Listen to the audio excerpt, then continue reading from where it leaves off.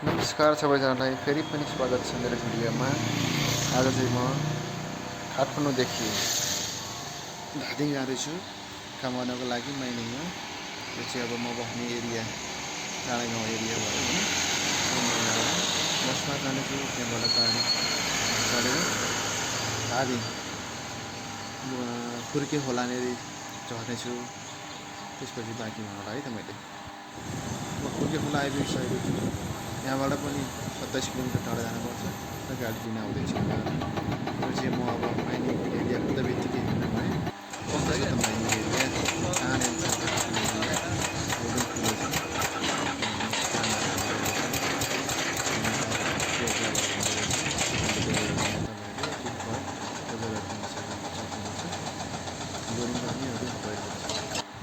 यो चाहिँ म भन्ने एरियानेरि गयो भने यो ठाउँ चाहिँ बस्नुबाट पछिल्लो एरियाहरू भयो। हावा एकदमै चल्छ, डाँडामा छ। हेरिदिनु भएको सबैलाई धन्यवाद।